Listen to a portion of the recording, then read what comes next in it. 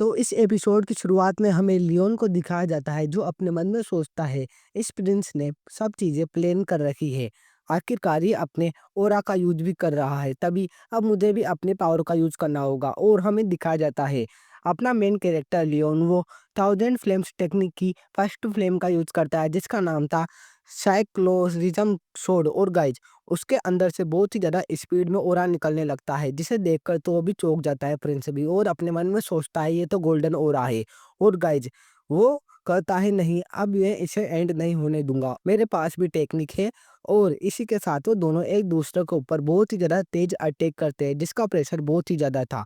और वो लगातार एक दूसरे से फाइट कर रहे थे। फिर वो प्रिंस अपने मन में सोच रहा था मैं इसे पीछे हटा पा रहा हूँ, अभी भी मेरे पास एक अपर हैंड है। तभी हमें दिखाया जाता है लियोन को जो कि उसे भी कठिनाई हो रही थी प्रिंस को अटैक को रोकने के लिए, लेकिन वो एक ही दम से प्रिंस की छोड़ ही तोड़ देता है जिसे देखकर तो वो प्रिंस भी चौंक जाता है और अपने मन में सोचता है इसने क्या मेरे अटैक को भेद दिया और मेरे ओरा को भी पार कर लिया। तभी लियोन उसके पीछे आ जाता है और वो पूरी तरह से धराशायी हो जाता है। फिर हमें बताया जाता है लियोन जिगार्ड जीत चुका है और वो अपनी तलवार को देखता हुआ अपने मन में सोचता है सच में मुझे लगा कि मैं जीत सकता हूँ, लेकिन वो आराम से मुझसे जीत गया, वो भी अपनी फूड स्टेप टेक्निक के साथ। शायद ये दुनिया इतनी ज़्यादा बड़ी है अब मुझे पता चला। फिर वो पीछे पलटकर लियोन से कहता है तुमने मेरे साथ डुएल किया इसलिए तुम्हारा शुक्रिया, अब मैं मेरी हार मानता हूँ। तो लियोन भी कहता है मुझे भी तुमसे बहुत ज़्यादा सीखने को मिला, और वो दोनों हाथ मिलाते हैं। तभी वो कहता है मुझे माफ़ कर दो मेरी बेवकूफ़ी के लिए, मैंने पहले तुमसे क्या कुछ नहीं कहा, वैसे तुम्हारी एज कितनी है? तो वो भी कहता है मेरी एज अब 14 की होने वाली है। तो वो अपने मन में सोचता है सच में मैं ऐसे स्वॉर्डमैन से हार गया जो कि मुझसे भी ज़्यादा छोटा है। तभी वो कहता है ये लो। तो लियोन भी कहता है वो क्या है? तो वो कहता है ये है मेरी फैमिली का एक बेच, तुम इस बेच को लेके जब ओरियन किंगडम में आओगे तो मैं तुम्हारे ऊपर एक उपकार कर दूंगा जो तुम बोलोगे, समझ गए? और ये बहुत ही ज्यादा लकी माना जाता है, तो एक बार हमारे ओरियन किंगडम में जरूर आना। तो लियोन भी कहता है ये तुम मुझे क्यों दे रहे हो? तो वो जाता हुआ कहता है हम एक दिन फिर मिलेंगे, तब हम दोनों एक भाई की तरह होंगे। फिर बाद में वो वहां से जाने लगता है। तो लियोन भी उसे देखता हुआ अपने मन में सोचता है सच में यह प्रिंस बहुत ही ज्यादा अच्छा है। तभी वो प्रिंस जाता है लीमेर के पास और कहता है इंस्ट्रक्टर लीमेर हम बेट को हार चुके हैं और आप जीत चुके हैं। तो लीमेर भी कहता है हाँ बिल्कुल। तभी वो टार्टन से कहता है टार्टन चलो अब चलते हैं। तो वो भी कहता है यस योर हाइनेस, और वो वहां से जाता हुआ कहता है तो अब हम फिर मिलेंगे बाद में। और लियोन उतरता हुआ अपने मन में सोचता है सच में मैंने बिल्कुल भी एक्सेप्ट नहीं किया था, पिछली लाइफ के मिशंस में तो मुझे कुछ नहीं मिलता था, लेकिन इस बार मुझे एक अच्छी चीजें मिल रही है। सच में मैंने मेरी ज़िंदगी से ये बिल्कुल भी उम्मीद ही नहीं की थी। और वो वहाँ से जाने लगते हैं। तभी हमें दिखाया जाता है जिगेट फैमिली में पैट्रियार्च का घर, जहाँ पर हमें पैट्रियार्च को दिखाया जाता है जो कहता है क्या सच में आपको डुएल से इतना कुछ सीखने को मिला? तो वो प्रिंस भी कहता है पैट्रियार्च से हाँ। और वो लड़का वो बहुत ज़्यादा औसम था, वो पहले से ही एक मैच्योर स्वॉर्डमैन की तरह फाइट कर रहा था।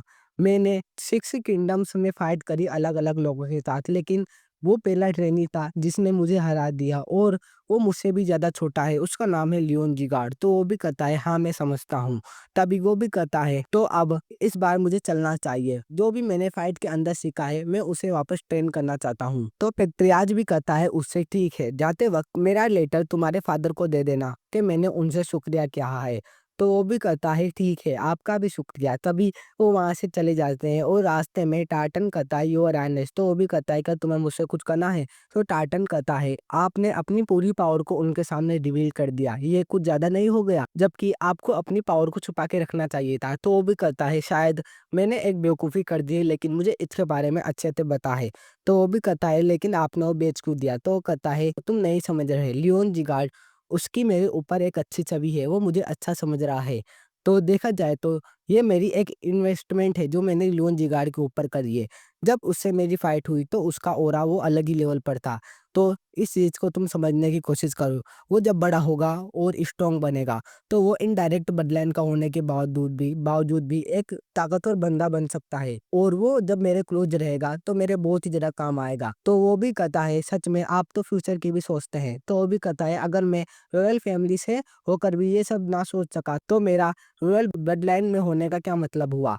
और वो अपने मन में सोचता है लियोन जिगार्ड मैं तुमसे दोबारा मिलने के लिए क्यूरियस हूँ।